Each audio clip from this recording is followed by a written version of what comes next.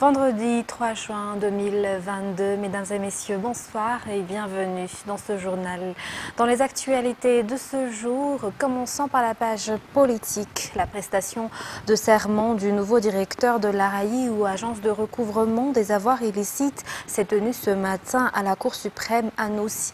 La mise en place de l'ARAI et la prestation de serment du directeur général est une étape cruciale qui marque la volonté de l'État dans la lutte contre la corruption, selon le président de la République qui a honoré de sa présence cette prestation de serment. Reportage de Judikel Rangenirine et Andoura Zajaibé. Toutes les entités en charge de la lutte contre la corruption sont actuellement mises en place. La Cour suprême a reçu ce jour, durant une cérémonie solennelle, en présence du président de la République et à la fois président du Conseil de la magistrature, la prestation de serment du directeur général de l'ARAI ou agence de recouvrement des avoirs illicites. La corruption constitue un grand blocage dans le développement du pays dans tous les secteurs. Les entités déjà mises en place sont insuffisantes et laissent certains penser que l'impunité peut régner dans le pays et qu'ils peuvent s'enrichir illicitement. Une telle situation n'a plus raison d'être dorénavant, selon le président Adjradzueln. Les auteurs de ces actes doivent être sanctionnés et doivent rembourser ce qu'ils ont acquis illicitement. Et la mise en place de l'ARAI en est le garant. Une agence que les autres régimes l'ont fait auparavant.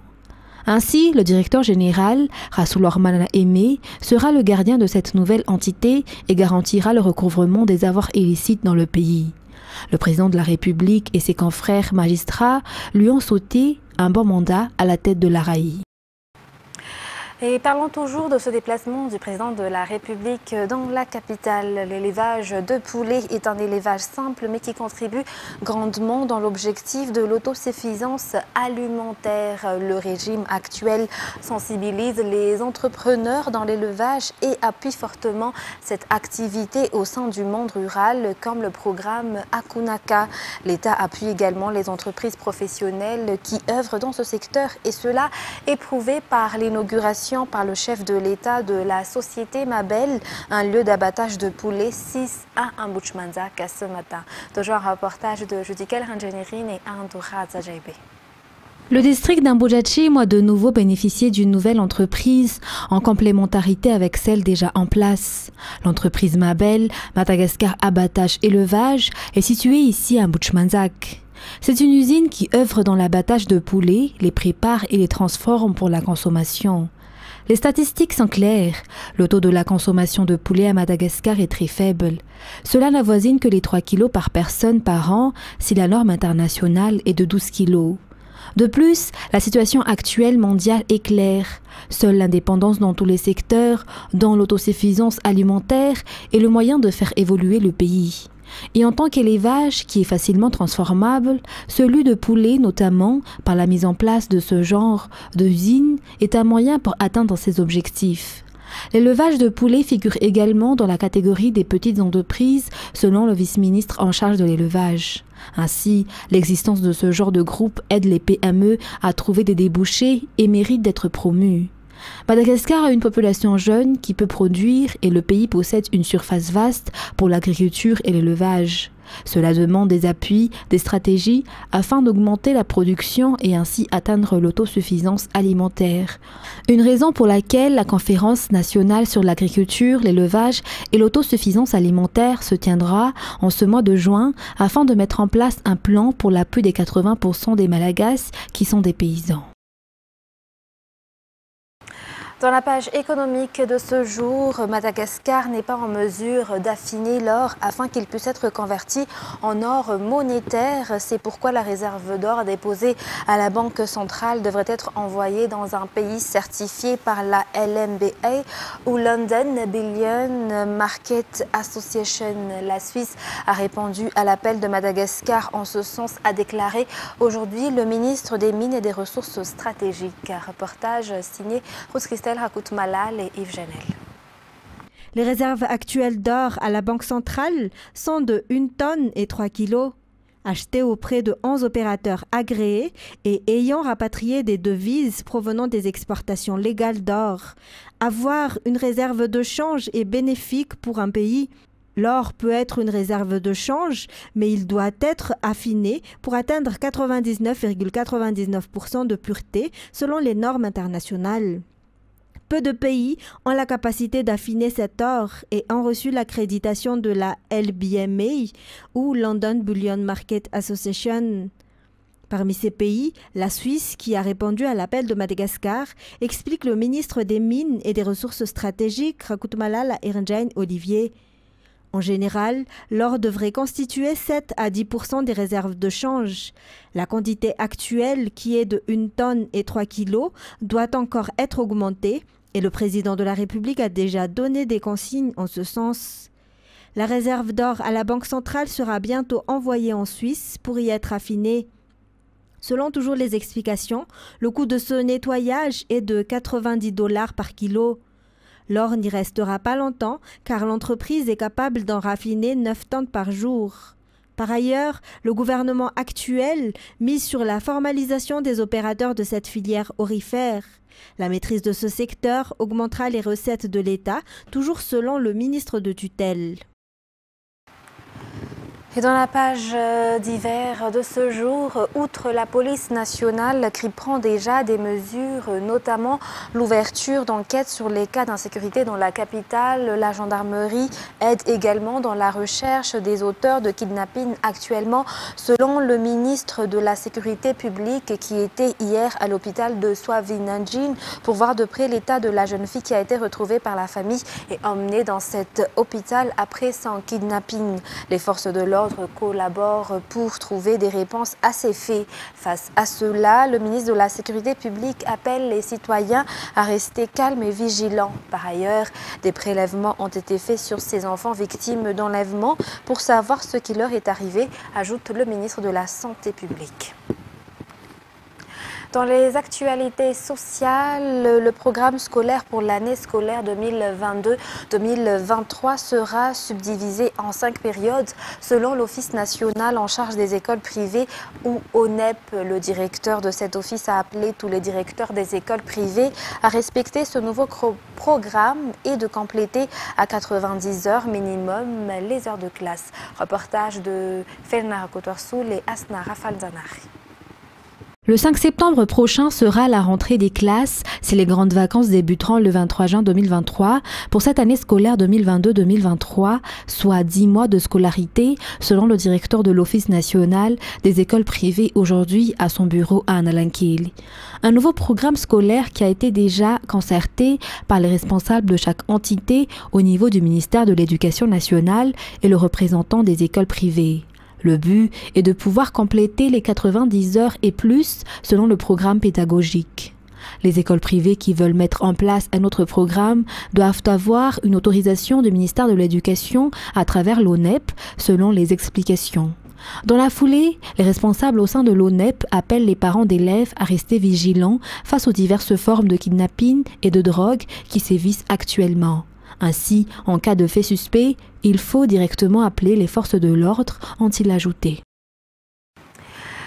Et en ce mois de l'enfance, qu'est le mois de juin, le ministère de la Population, de la Protection sociale et de la Promotion des femmes a effectué une mobilisation au jardin d'Ambozatouv. Il s'agit d'un événement visant à apporter des aides aux enfants en situation de handicap et aux enfants issus de familles les plus défavorisées accueillis par les centres d'accueil Analamang. Ils étaient au nombre de 200 à recevoir des dents émanant du ministère de la Population. Des consultations ophtalmologiques gratuites suivi de distribution des lunettes de vue gratuites également ont eu lieu. En outre, des sensibilisations dans la lutte contre la violence à l'égard des enfants et la lutte contre le travail des enfants ont également eu lieu ce jour.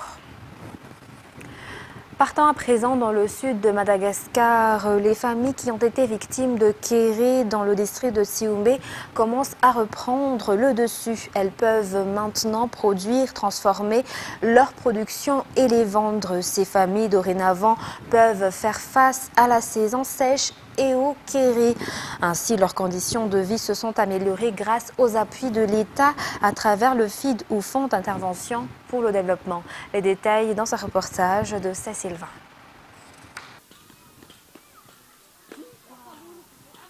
Les cactus rouges sont les rares fruits qui peuvent pousser dans la région Anjoy.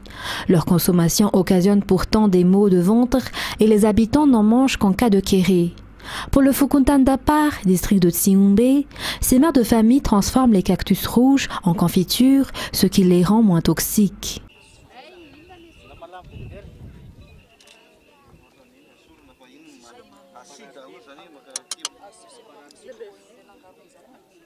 Ils ne deviennent pas seulement des compléments alimentaires pour les habitants, mais leur transformation est devenue une activité génératrice de revenus pour ces mères de famille qui approvisionnent le district de Tsiumbe. La formation et la transformation de ces produits locaux entrent dans le cadre des appuis de l'État. Lancé que le kéré sévit chaque année.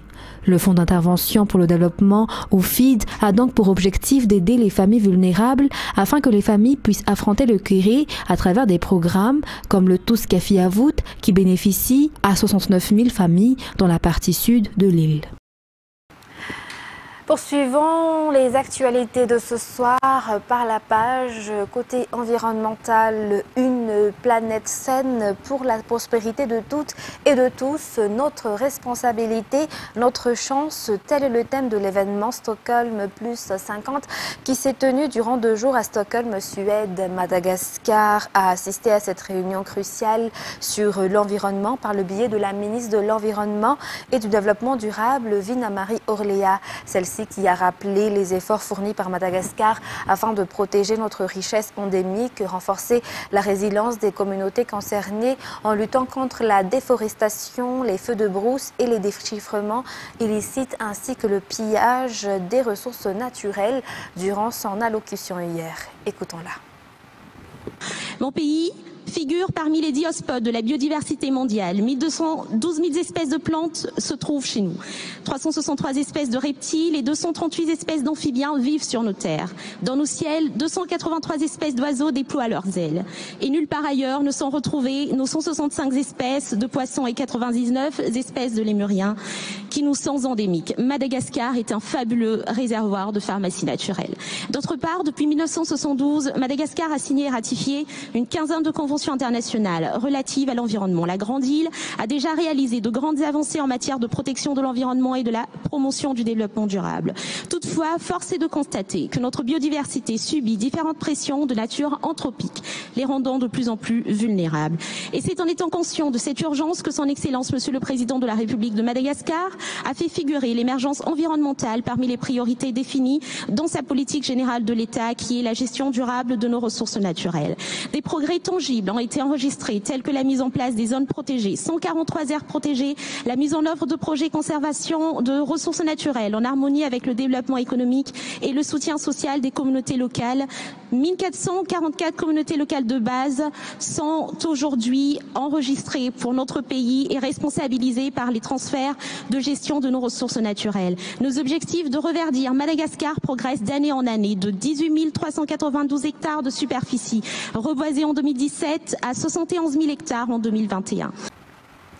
Et pour clore les actualités locales, l'usage de la bicyclette comme moyen de transport commence à gagner la capitale. Celle-ci est une réponse efficace aux embouteillages, mais également un moyen de transport très économique selon les cyclistes interviewés par nos journalistes aujourd'hui. La journée du 3 juin est aussi la journée mondiale de la bicyclette. Reportage de Fiti Merkouven sur les images de Zara Rangienso. 3 juin, la journée mondiale de la bicyclette. La bicyclette est devenue un moyen de transport pour beaucoup dans la capitale. Un nouveau moyen de transport économique avec un minimum d'entretien en réponse aux embouteillages interminables de la ville. Pour Njin, c'est même devenu un matériel nécessaire pour son travail. Il transporte ses marchandises en vélo dans toute la ville. Mis à part qu'il soit un moyen de transport pour certains, pour d'autres, le vélo c'est du sport et un hobby. Charlie se déplace à vélo chaque vendredi dans le cadre d'une activité sportive. La bicyclette est un moyen de transport respectueux de l'environnement, avance l'ambassadeur de l'Inde à Madagascar lors de la randonnée en vélo avec les clubs amateurs ce jour, partant de Mare Masai à la résidence de l'Inde dans le cadre de la célébration de la journée mondiale de la bicyclette marquée chaque 3 juin. Et c'est ce qui nous conduit aux actualités internationales. Il y a tout juste 3 ans, le 3 juin 2019, des soldats et miliciens soudanais dispersaient violemment un sit-in de manifestants devant le quartier général de l'armée à Khartoum. Les détails avec France 24. 4 jours après la levée de l'état d'urgence, Khartoum vit encore au rythme des cortèges. Parmi les manifestants, beaucoup de jeunes et de femmes qui demandent toujours le départ des militaires au pouvoir et réclament justice pour les victimes de la répression. Notre lutte ne va pas s'arrêter. Des frères sont morts. On continue notre révolution et si Dieu le veut, nous gagnerons. On descendra dans les rues jusqu'à la chute du régime. Les défilés se terminent souvent dans la violence. La capitale soudanaise ne connaît ni apaisement ni réconciliation 3 ans jour pour jour après le premier massacre de la Révolution. Le 3 juin 2019, des milliers de Soudanais rassemblés pour un sit-in pacifique sont dispersés dans le sang par des soldats et des miliciens. Bilan, plus de 130 morts et des centaines de blessés et de disparus. Un massacre perçu comme une trahison de la part de l'armée soudanaise, censée accompagner la transition vers un pouvoir civil. 2 mois auparavant, le 11 avril 2019, les militaires s'étaient pourtant rangés du côté du peuple en destituant Omar el-Béchir. Cela faisait alors plus de 3 mois que des manifestations gigantesques demandaient le départ du président au pouvoir depuis 3 décennies. Mais malgré la chute du dictateur, le rêve démocratique n'est jamais devenu réalité au Soudan. Nouvelle désillusion le 25 octobre 2021, lorsque le coup d'État militaire renverse le gouvernement de transition. Les civils qui en faisaient partie sont évincés du pouvoir. L'opération est menée par le général Fatah al-Burhan, le leader de la junte, toujours à la tête du pays. La communauté internationale fait pourtant du retour d'un pouvoir civil la condition pour la reprise de ses aides financières. Le Soudan est l'un des pays les plus pauvres du monde. Pour réguler leur population, le gouvernement namibien a décidé de vendre aux enchères 170 pachydermes. Une décision controversée car l'espèce est protégée par les conventions internationales. France 24 nous en dit plus. Dans ces plaines du nord de la Namibie, les éléphants ne sont plus les bienvenus. Selon le gouvernement, leur nombre aurait considérablement augmenté. De 7 500 en 1995 à plus de 24 000 aujourd'hui. Conséquence, la cohabitation est devenue impossible pour les habitants qui peuplent la zone. Regardez, il y a des traces de pas. Il a avancé par là et il est resté coincé ici. Maintenant, je dois tout réparer et reboucher les trous. Il y avait de belles tomates, des épinards. J'avais de tout ici. J'étais prête à récolter et maintenant je dois attendre à nouveau 3 mois. Des conflits qui ont poussé les autorités à mettre aux enchères 170 éléphants. De quoi révolter les associations de protection des animaux. Certains comme le journaliste John Grobler enquêtent sur la vente de ces mammifères en danger d'extinction. Ces 22 éléphants ont été capturés et gardés ici pendant 3 mois. Après cela, ils ont été transférés par avion dans 2 zoos aux Émirats arabes unis. Ils mettent les atouts de notre pays entre les mains de propriétaires privés. C'est illégal. Depuis 2019, il est en principe interdit d'exporter des éléphants dans des pays où ils ne sont pas présents à l'état sauvage. La Namibie, qui ne respecte pas les conventions, a bien l'intention de continuer. Et après le fiasco XXL de samedi lors de la finale de la Ligue des Champions au Stade de France, la préfecture de police de Paris a décidé de ne pas lésigner sur les moyens en mobilisant pas moins de 2000 policiers et gendarmes, dont 655 dédiés à la lutte contre la délinquance aux abords du Stade de France aujourd'hui pour assurer la sécurité du match France-Danemark. Toujours un reportage de France 24. Le match n'est pas classé à risque et pourtant, le dispositif de sécurité autour du Stade de France est hors du commun. 2000 policiers et gendarmes mobilisés pour France-Danemark ce soir, c'est 2 fois plus que la semaine dernière. De quoi semble-t-il rassurer les premiers supporters français arrivés sur place. Alors, le fameux sésame pour ce soir, je pense qu'ils ont dû renforcer la sécurité, donc moi je vois pas pourquoi pas faire la fête aujourd'hui. Moins d'une semaine après la finale de la Ligue des Champions, les échauffourées et la confusion en marge du match sont néanmoins dans toutes les têtes. C'est pour ça qu'on est venu très tôt, pour rentrer dans le stade très tôt, le plus tôt possible pour justement sécuriser les enfants et pour éviter justement cet engorgement du début du match. Des supporters prudents et des joueurs de l'équipe de France qui espèrent eux aussi qu'aucun débordement n'aura lieu. C'est pas ce qu'on veut voir dans le football. C'est avant tout un spectacle et on aime lorsque c'est bien organisé. On aime lorsqu'on sent, nous en tant que joueurs, nos proches, nos familles, nos amis en sécurité. Ce soir, 1800 supporters danois sont attendus au Stade de France. Aux terrasses des cafés parisiens ce matin, ils n'avaient pas d'inquiétude particulière. J'espère que la police française a appris de ses erreurs. Ça sera mieux aujourd'hui. On sait que les supporters britanniques causent souvent des problèmes. Nous, non. Donc on n'est pas inquiets. Le match France-Danemark devrait ce soir se jouer à guichet fermé. Une rencontre à valeur de test autant pour l'équipe de France que pour la préfecture de police de Paris. Mesdames et messieurs, c'est la fin de ce journal. Nous vous remercions de nous avoir suivis jusqu'à son terme. Restez avec nous. Le programme continue sur Viva et n'oubliez pas votre émission Data avec Mirvulat Sferen dans quelques minutes. Très bonne continuation sur Viva. Très bonne soirée. Au revoir.